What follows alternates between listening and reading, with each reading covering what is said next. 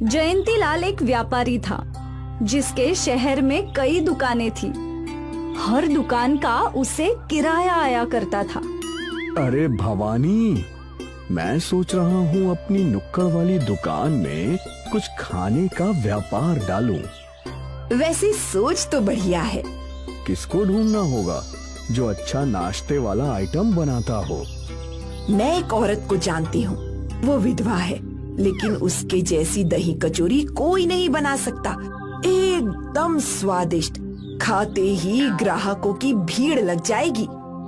क्या वो हमारे दुकान में दही कचौरी बनाएगी? वो मेरे गांव की है, उसका एक बेटा भी है। उसे यहाँ रहने के लिए जगह देनी होगी, तब तो वो जरूर हमारे साथ काम करेगी। ठीक है, तुम उसको बोल दो।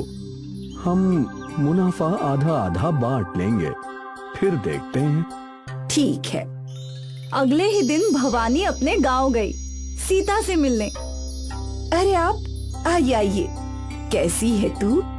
मैं तो अच्छी हूँ, आप बताइए। तेरे लायक एक काम था। हाँ बोलिए ना। तेरी दही कचौरी पूरे गांव में मशहूर है। मैं चाहती हूँ कि तू शहर में मेरी दुकान में दही कचौरी बनाकर बेचे। जो भी मुनाफा होगा हम दोनों बांट लेंगे। अच्छा है दीदी, मुझे मंजूर है, लेकिन मैं शहर में रहूंगी कहाँ?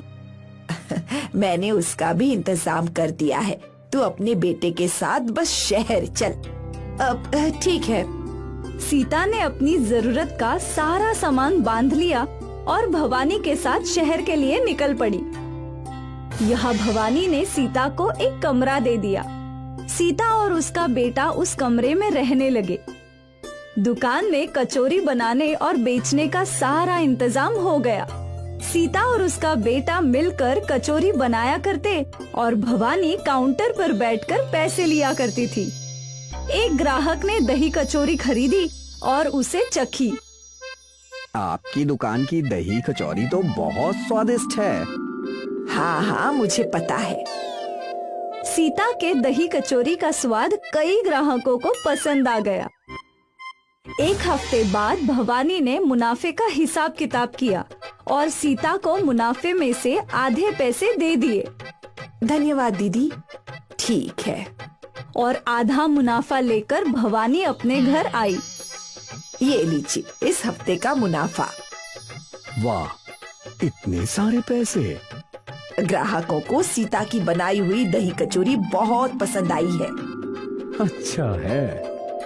सीता और उसका बेटा श्याम दोनों मिलकर दही कचौरी बनाकर बेचा करते थे और भवानी काउंटर पर बैठकर पैसे लिया करती थी। हर हफ्ते भवानी आधा मुनाफा सीता को दिया करती थी। कुछ महीनों तक ये सिलसिला ऐसे ही चलता रहा। एक दिन जयंतीलाल के मन में एक विचार आया। दिन ब दिन हमारा मुनाफा बढ़ता ही जा रहा है। वो तो है, पर ये मुनाफा आधा ही हमें मिलता है। हाँ, पर इसमें कर भी क्या सकते हैं? सीता के हाथ में स्वाद है, इसीलिए तो हमारी दही कचौरी इतनी बिक रही है। तो क्यों ना हम सीता को मुनाफे के बजाय रोज के पैसे दें? इससे हमारा मुनाफा भी बढ़ जाएगा। वो भी है, मैं आज ही उससे बात करती हूँ। भवानी सीता से बात करने आई। क्या हुआ दीदी, आप यहाँ? सीता, आजकल महंगाई बढ़ गई है, तू तो जानती है। ऊपर से वो दुकान भी मेरी है, तो आधा मुनाफा मुझे जम नहीं रहा। ऐसा करते हैं, मैं तुझे रोज के पैसे दे दिया करूँगी, रोज के 300 रुपए। दीदी, लेकिन हमारी बात तो आधे मुनाफे की हुई थी ना, अब आप मुकर क्यों रही हैं? लगता है तेरे मन में लालच आ गया है। लालच मुझ में नहीं, आप में आया है दीदी।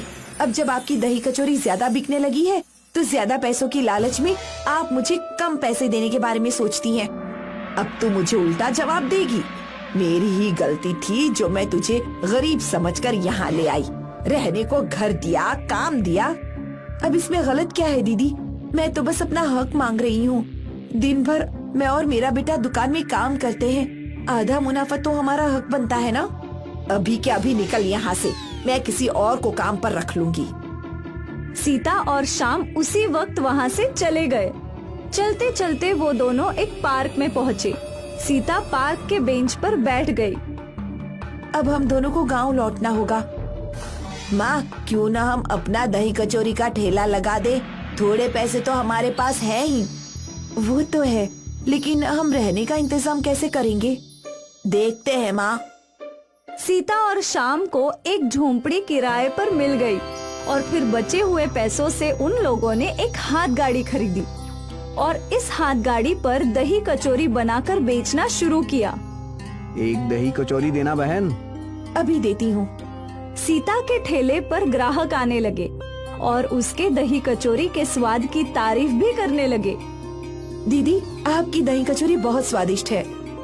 धन्यवाद, मैं तो रोज आऊंगी खाने। जी बिल्कुल, आइए।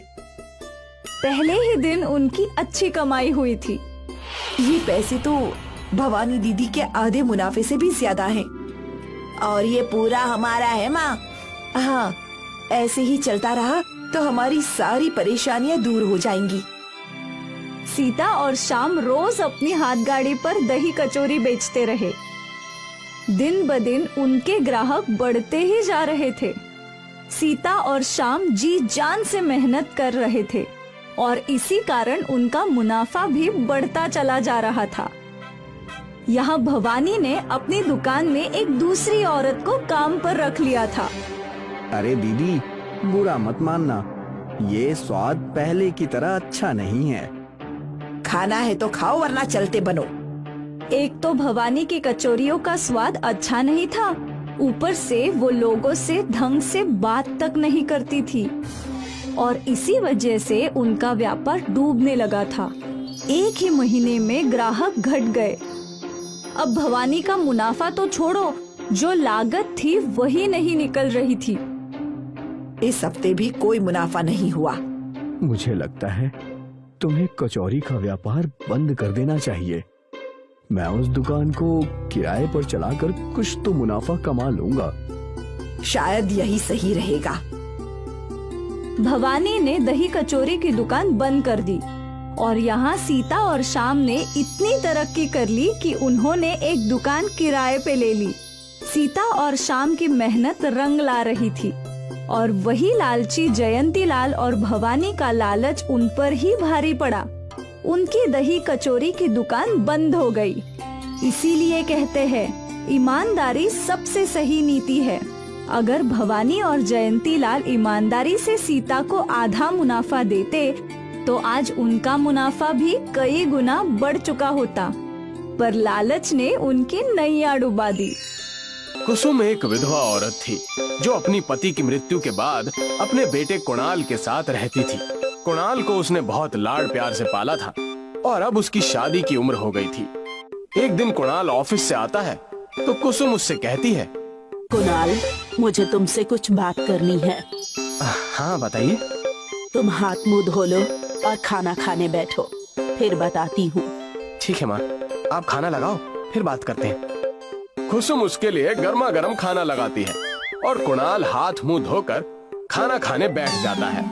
एक प्लेट को उठाता है तो उसमें लजीज खाना होता है और दूसरी प्लेट देखता है तो उसमें कुछ तस्वीरें होती हैं। ये सब क्या है माँ? ये इतनी सारी तस्वीरें इस प्लेट में क्या कर रही हैं? मैं तुमसे यही बात करना चाहती थी। ये लड़कियों की तस्वीरें हैं, जो तुम्हें पसंद आए मुझे बता देना। माँ, आप तो जानती हैं मुझे शादी नहीं करनी, तो फिर क्यों ये सब कर रही हो? शादी नहीं करनी, शादी नहीं करनी, बस एक ही रट लगा रखी है तूने। अब तेरी शादी की उम्र हो गई है और मुझे भी तो अपनी बहू और पोतों का मुंह देखना है। मेरी सारी सहेलियां नाती पोते वाली हो गई हैं और मैं हूँ जो अभी तक घर के कामों में लगी हुई हूँ। मैंने आपसे कहा ना मुझे शादी नहीं करनी। जब मैं सभी सहेलियों के साथ बैठती हूँ तो सब अपनी बहुओं की बुराई करती हैं और एक मैं हूँ जिसके पास बहू ही नहीं है, तो बुराई कहाँ से करूँ? अच्छा, तो तुम्हें बहू बुराई करने के लिए चाहिए? अरे नहीं रे, मुझे तेरा हंसता खेलता परिवार देखना है। तेरे पिता के जाने के बाद एक तू ही तो है जिसके सहारे मैंने अपनी पूरी जिंदगी बिताई। अब बस तेरा घर बसा देख लूं तो फिर चाहे अगले दिन ही मैं तेरे पिता के पास चली जाऊं तो मुझे कोई गम नहीं होगा। माँ, तुम ऐसी बातें क्यों कहती हो? चलो अच्छा ठीक है, मैं शादी कर लेता हूँ, तुम अपना दिल मत दुखाया करो। चलो जल्दी से आंसू पोंछो। कुणाल शादी के लिए हाँ कह देता है और कुसुम एक अच्छी सी लड़की देखकर उसकी शादी कर देती है। कुसुम और कुणाल को ये नहीं पता होता कि जो लड़की देखने में इतनी सुंदर है वो अंदर से कितनी बदसूरत है। बहू, सूरज सर पर आ गया है, अब तो उठ जा। क्या है, मुझे चैन से सोने भी नहीं देते हैं। अरे सूरज सर पर चढ़ गया है तो क्या हो गया, उसका तो रोज का काम है। अब मुझे देर तक सोने की आदत है तो मैं क्या करूं भला। और माँ जी जरा चाय ले आइए, मुझे बेड टी की भी आदत है। कुसुम पिंकी के तेवर देखकर हमेशा परेशान हुआ करती थी। पिंकी अपनी सास को माँ तो दूर की बात, सास भी नहीं समझती थी। आए दिन कुसुम को ही सारा काम करना पड़ता था। पिंकी एक ग्लास उठाकर भी नहीं रखती थी। इतनी रात गए तुम कहाँ जा रही हो? घर की बहू का रात में घर से बाहर निकलना शोभा नहीं देता। ओह मॉम, मैंने कितनी बार कहा है मुझे जाते वक्त टोका मत करो।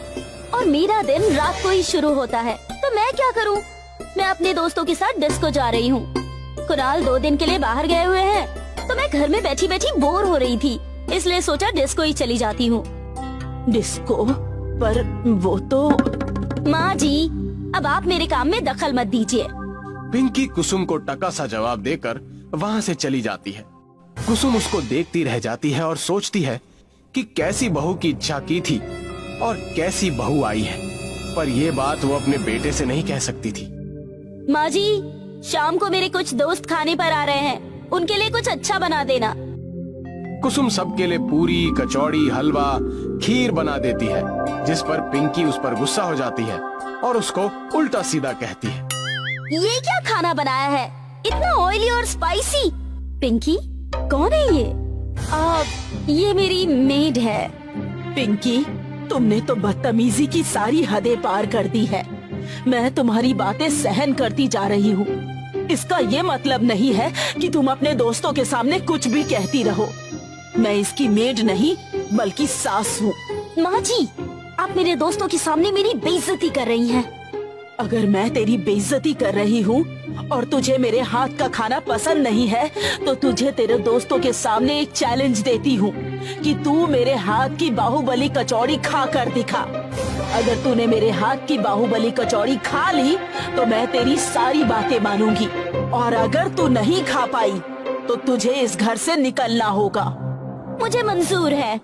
कुसुम और पिंकी में प्रतियोगिता शुरू हो जाती है। कुसुम रसोई में जाती है और बाहुबली कचौड़ी बनाकर लाती है।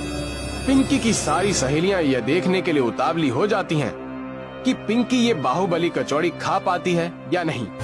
सभी एक जगह बैठ जाते हैं और पिंकी बाहुबली कचौड़ी खानी शुरू करती है। पिंकी, ये लो मेरे हाथ की बनी हुई बाहुबली कचौड़ी। अब इसी पर तुम्हारा भविष्य निर्धारित होगा कि तुम यहाँ रहोगी या नहीं। बस इतनी सी बात? ठीक है, इसमें मैं एक चीज और जोड़ती हूँ। अगर मैंने ये बाहुबली कचौड़ी खा ली तो आपको इस घर से निकलना होगा। मुझे मंजूर है। पिंकी बाहुबली कचौड़ी खाने के लिए तैयार हो जाती है। वो बहुत कोशिश करती है परंतु बाहुबली कचौड़ी नहीं खा पाती। पिंकी की सारी सहेलियां उसको प्रोत्साहित करती हैं पर पिंकी हार जाती है। अरे ये कचौड़ी तो मुझसे खाई ही नहीं जा रही है। ये बाहुबली कचौड़ी तो बहुत बड़ी है। कैसे खाऊं मैं इसे, समझ में ही नहीं आ रहा। इससे अच्छा तो मैं हार ही मान लूं। पिंकी हार मानकर अपनी अटैची लेकर जाने लगती है तो कुसुम उसको रोकती है। रुक जाओ पिंकी, तुम इस घर की बहू और लक्ष्मी हो। लक्ष्मी घर छोड़कर जाती हुई अच्छी नहीं लगती। पर मैं तो आपकी प्रतियोगिता हार चुकी हूँ। ये प्रतियोगिता मैंने तुम्हें सबक सिखाने के लिए रखी थी और मैं समझ चुकी हूँ कि तुम्हें अपनी गलती का एहसास है, इसलिए रुक जाओ। पर इस बात का हमेशा ध्यान रखना कि अपने बड़े बुजुर्गों का कभी अपमान मत करना। वो हमेशा तुम्हारे भले के लिए कहते हैं। पिंकी अपनी आंखों में आंसू लेकर कुसुम के गले लग जाती है और फिर सभी को बाहुबली कचौड़ी खिलाती है। सबको कुसुम की बाहुबली कचौड़ी बहुत पसंद आती है। उसमें से एक लड़की कहती है, आंटी जी आपकी ये बाहुबली कचौड़ी सच में लाजवाब है। मेरा एक रेस्टोरेंट है, मैं चाहती हूँ कि आप वहाँ पर बाहुबली कचौड़ी को बनाओ। इससे हमारे रेस्टोरेंट का भी नाम होगा और आपकी बाहुबली कचौड़ी का भी। बेटा, ये तो मैं अपने शौक के लिए करती हूँ, नाम के लिए नहीं। ये सब कुणाल दरवाजे के पीछे खड़ा देख रहा होता है। वो अंदर आता है और अपनी माँ से कहता है, माँ, पूजा सही कह रही है, आप बाहुबली कचौड़ी जरूर बनाएं, सब बहुत पसंद करेंगे। कुणाल और पिंकी के बार बार कहने पर कुसुम बाहुबली कचौड़ी बनाने के लिए तैयार हो जाती है। सबको बाहुबली कचौड़ी बहुत पसंद आती है और वो अपनी कचौड़ी का नाम रखती है सास की बाहुबली कचौड़ी। उसकी बाहुबली कचौड़ी बहुत प्रसिद्ध हो जाती है और सब उसका खाना पसंद करते हैं। माँ, आपकी इस बाहुबली कचौड़ी ने तो मेरी जिंदगी ही बदल दी। अब मैं भी आपसे ही इस हुनर को सीखूंगी। अब मुझे अपनी माँ मिल गई है। मेरी माँ नहीं थी ना, इसलिए मुझे पता नहीं था कि माँ का प्यार क्या होता है। आपसे मैंने माँ का प्यार पाया। दोनों सास बहू अब हंसी खुशी एक दूसरे के साथ रहती थी।